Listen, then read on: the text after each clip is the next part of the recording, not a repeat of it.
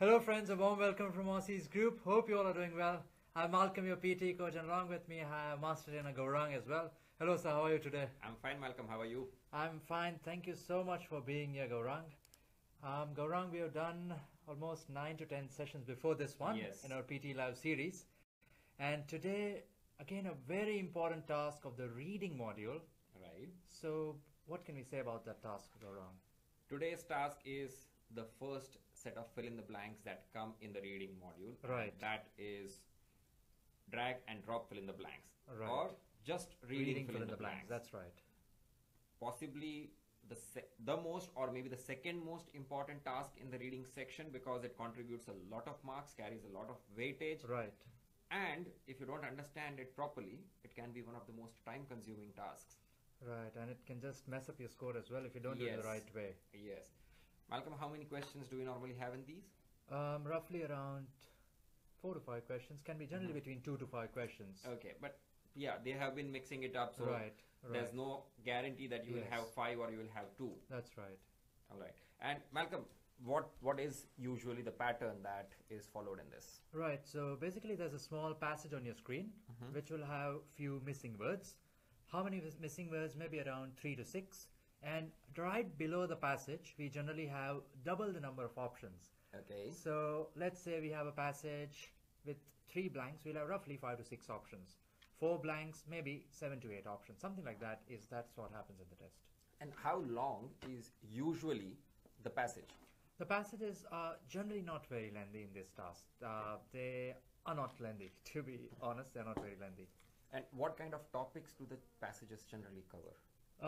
Many times they have a lot of academic topics because the name of the test itself is PTE Academic. Okay. And also sometimes I've seen few topics dealing with literature, something like Impressionism. Such topics are covered in this task generally. Okay. So it's a wide range of topics. Wide It's range, nothing very wide like range. It's going to be business or No, it's just going to be nothing academia, like nothing that. like Nothing that. like that. No. Okay. So what's the best way that students can prepare for this? Very good question, Gaurang. Right at the start of the session you asked it. Many people have this question like, how do we improve in blanks? Now, one of the best ways, as you also know, as I also know, is you need to improve your reading skills. Right. Because reading depends a lot on reading. But also I'd like to be very frank with the advice which I have, that to solve this task, you need speed and accuracy both. Correct. And many times it happens that pure reading doesn't help in increasing the speed. That's true. It does help mainly with increasing the vocabulary and grasping power, but not necessarily the speed. Now, PT asks specifically these type of questions, so mainly you need to practice most of these type of questions. Yes. It will make your brain work faster. Well, actually, if you look at it, everything about the PTE is a lot about practice. Right. Getting your speed And up accuracy, there. that's right, Yes. that's right. Because I think we can safely say this, that throughout PTE, you are going to be required to do a lot of speed reading. Right.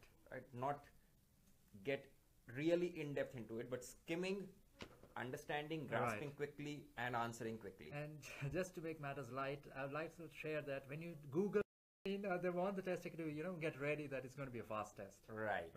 So, guys, you can say that PTE is the Formula 1 of English tests. right, that's right. Okay, Malcolm, what kind of words would be there that would fill up the blanks? They could be reading. Mainly, you need to be good with your grammar.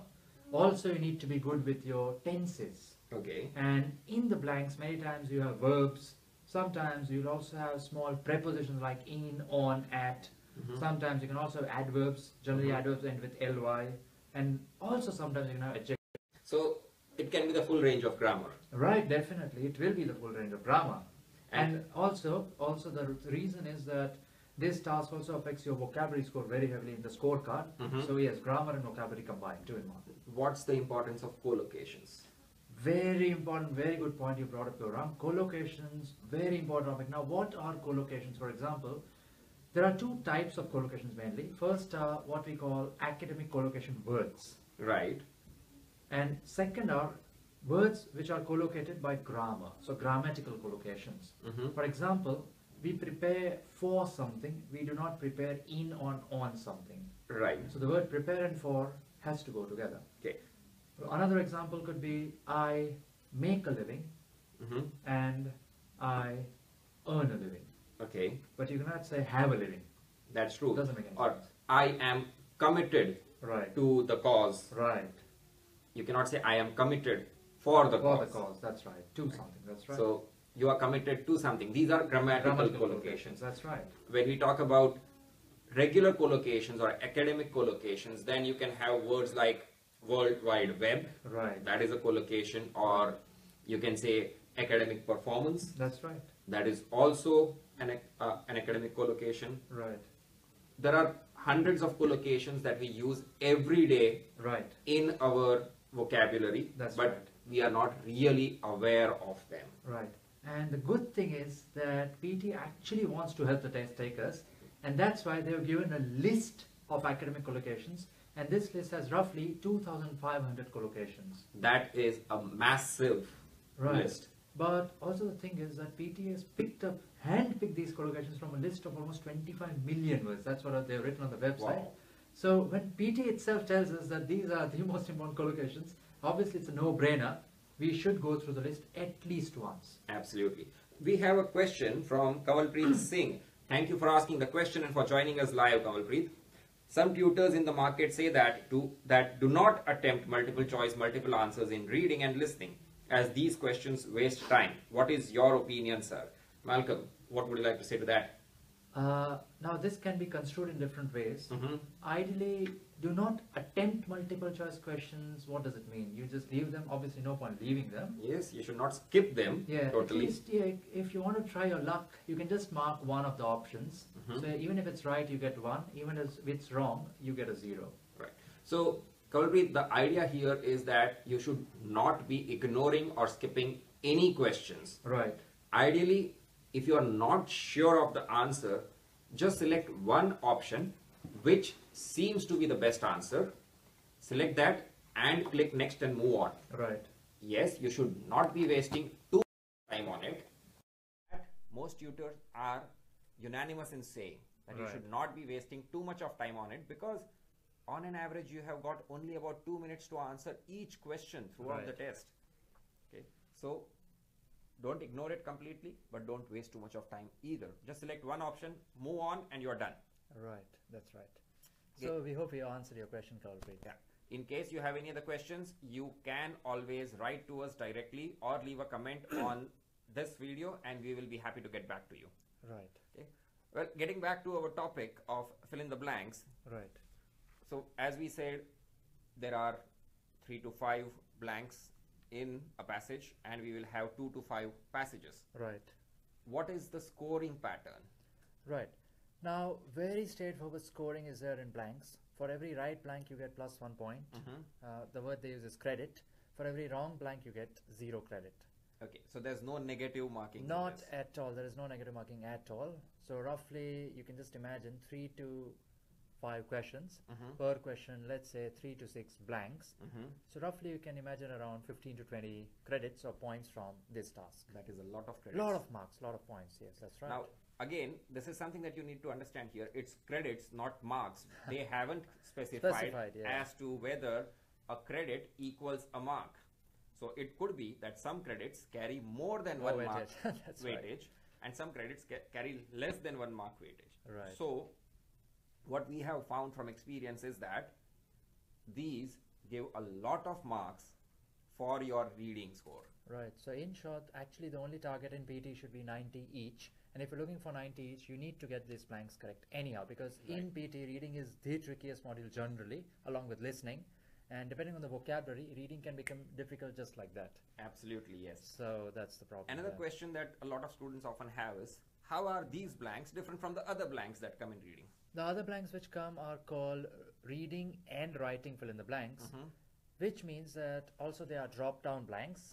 You click on the arrow, you see options, you select one. Right. Now obviously, since the name is reading and writing, those blanks also affect your writing score very heavily. Okay. But these blanks do not affect your writing score. Right. That's now, the main difference. These are drag and drop blanks. As you explained at the start, you have the passage at the top and then the words at the bottom. Right. What is the care that students should take when they are dragging and dropping? Right. First thing is that generally I would suggest that even if you read the PTE guideline, I think there's mentioned somewhere that try to solve questions of blanks in roughly 1.5 to 2 minutes, otherwise you're just wasting time. So first 10-15 seconds, because these passages are short in length, you can just quickly skim through the passage. Correct. So that it gives us an idea of the context of the passage. And always, personally, I think that context is the king in PTE. If you understand the context, you can't go wrong in anything. Even if you're, believe me, even if you're poor in your English, still to get 65 should be not difficult at all. Right. So first thing is understand the context, and after that, just start with one of the options. Okay. I have often seen a lot of students, they say, sir, we filled in the blanks when they do practice tests with her. So Right. we dragged and dropped it. Right. But then when we were checking, it was showing as if we did not fill that up. Why does that happen? As in, did not fill As, up as in they dragged it and dropped it. Right. Right. But when we are checking it, Right. it shows that they did not attempt the blank. That should not happen the case generally. Okay. Well, wouldn't know. one of the things that I have found, I will of course need your confirmation on this, is Right. that if when you are dragging and dropping it, if less than 50% of that word goes into the blank, in it the box. just It snaps it back. comes back. It comes back. So yes, Right. you need to replace it again in Yes. the blank. Yes, that's And right. is it possible to reverse the answers? Oh, Can you track definitely, it? definitely. Before you click next, you can do whatever you want to do. It's your game. You do whatever you want to do. Okay, okay. Well, is there anything else that affects this particular task in reading? One thing I would like to suggest that, as I said, the main advantage of reading it full first is whichever word you understand, you place that word first. Correct. So that obviously one option is less, and you have saved some time as well. So guaranteed you get that 1 point, and less options mean less confusion generally. That's why I suggest to skim it first. It generally helps in the test. And does the method of elimination that we have spoken so often work here? Definitely. If you're not sure about any blank, don't stop. I mean, don't waste time there. Don't stop. Just keep on going forward. Come back to it later. You still have enough time to Right. see it. Yeah. As in, it's not about going to the next question and coming back. That is not an option. Yes. Just don't waste time on that particular blank in that particular passage. Right. That's right. Move on to the next one. Try and complete as many as you can. Right. Then come back to read this. Right. Now, many times also people ask in general that how do we work on our grammar? Because even grammar is such a vast thing. Yes. So generally, I just say one thing, that work on something which is very important, which is called subject, verb, object, predicates.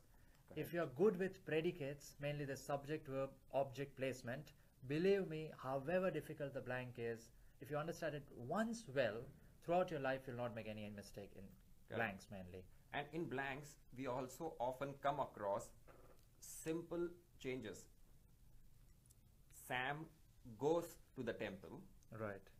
and the other one would be Sam and Christian go to the temple. Go to the temple. They will right. have given goes and go, Go both in Right. the options. Right. And a lot of people make a mistake over there because they do not understand that when the noun is singular, Right. the verb becomes es. Yes, that's the right. noun is plural, or there are more than one nouns.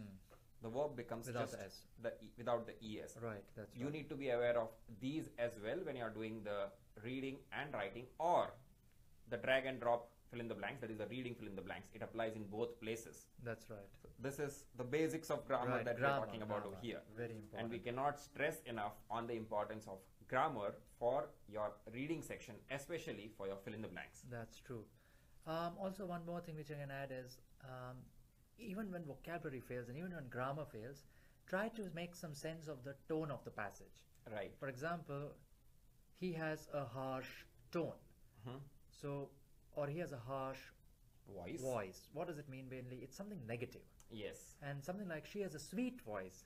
So it's telling something positive about that statement. So the Correct. next blank should or could be something in sync with that tone. Yes. So generally very important indicator as well. Unless it is said she has a sweet voice, but Yes. So again, and if tone. there is a yes, but, yes. if there is a but, then you can automatically understand that after that they are trying to say something opposite to what Right. has been written. Right. So these are clear indicators, and often just reading the sentence gives you a clear idea of what that sentence is trying to say.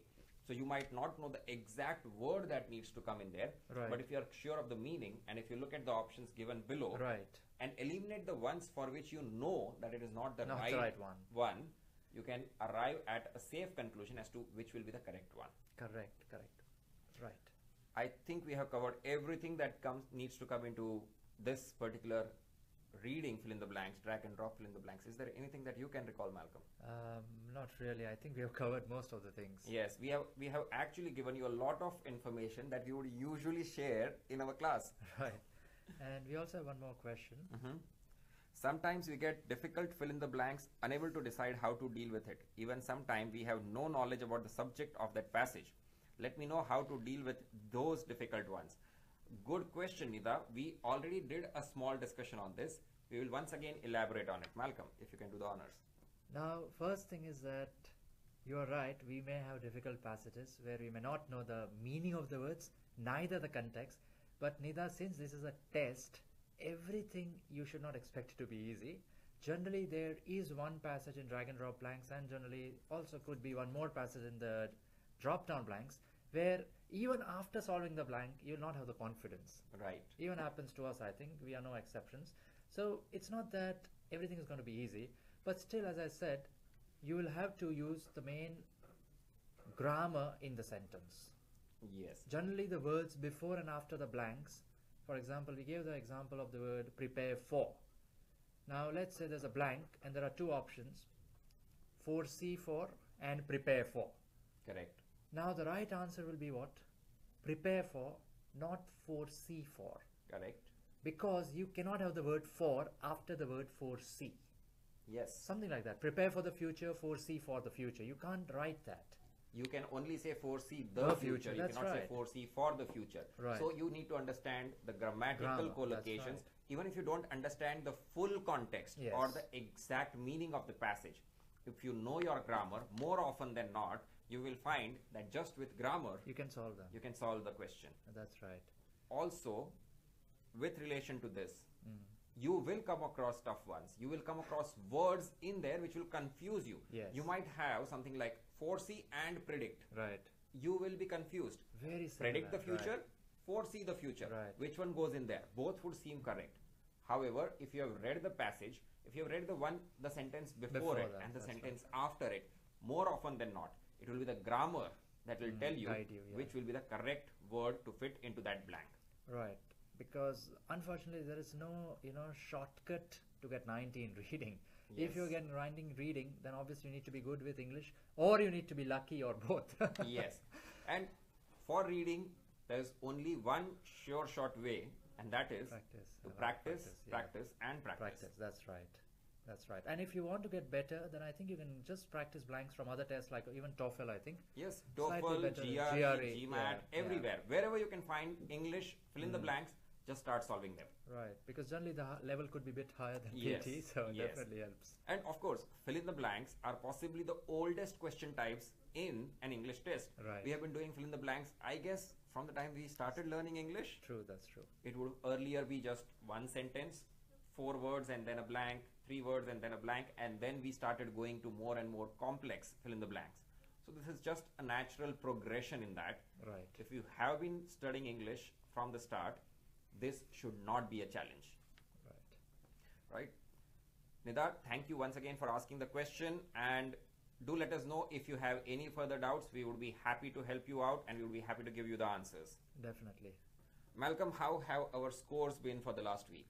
Fantastic, Gaurang. Even this week we have got 2 more students who have got scores of perfect 90. One of their names is Tejas. He's from India. Okay. Tejas took the PT test for the first time and he got a score of 90 each. That's amazing. So fantastic. And another of our students is named Asif. He has not got 90 each, but he has got 90, 90, 90 and 89. That's So almost 90 each. But still overall score of 90. So even this week has been pretty good for us, I would say. Right. So we continue our streak of Right. 90s, and we are only working to improve it That's further. right. That's right. Because believe us, friends, it's not difficult to get 90 each. If Tejas, a first-time test taker, can get 90, why can't us? Why can't we? So it's not difficult, but you need that right temperament. You need the right frame of mind, because under pressure, even the best of the best people crumble. Yes. If you're relaxed, if you have like a positive attitude towards the test, and if you don't take it like a test, basically you'll get your score pretty soon. Look to have fun in whatever you are doing. That's true. Enjoy giving the test. Go there with a relaxed mind and keep your wits about you. Right. That is the most important thing. Right. Right. A lot of students come to us saying, sir, we finished the test in 2 hours 10 minutes. How can I do that? But you can finish the test in 2 hours 10 minutes and still get perfect 90s. If we look at it, historically what I have seen is that those students who have completed the test faster are usually the ones who have scored the best. Right. And also I'd like to share, like, sometimes you do see a few questions in the test which you have prepared before, and suddenly you get that adrenaline rush. Yes. You feel, really excited, and generally those are the students, unfortunately, who miss out on their 79. Correct. On the other hand, there have been many cases with me, even with you should have been few cases, that people come after the test, they say it was so difficult, I don't know what will happen. And they will score 90. They get their score. They get their score. Yes. There have been a lot of such examples. Right. There have been a lot of people who said, sir, I could not do anything in the test. Right. It was so tough. So difficult. I missed this fill in the blank. I think I did not write the right from dictation correctly. And then when they get the scores, they are surprised. Surprised because they said they missed reading fill in the blanks and they get a 90 in reading. They say they missed a right from dictation and they get perfect 90s in writing and in listening. Right. So it's often just your belief that you have done exceptionally well or not that great. Right. Right. All that you need to have is confidence. That's true. And everything else will fall in place. That's right. We have just a funny comment from someone. Thank you for that. Fill in the blanks can sometimes be funny and it can sometimes be stressful as well. That's right. Malcolm, what are we taking up for next week? Next week, we'll be taking up another very important task in reading, which is called Reorder Paragraphs. Possibly the one task that gives a lot of students nightmares. Right. It's not that easy. It's not that difficult. Yes. But if not done in the right way, it will waste a lot of time. Yes. For sure, that's one thing. It's a very logical task. Yes. You understand the logic, you can be in and out in 30 seconds flat. That's true. Well, Malcolm, that should wrap up our session for today.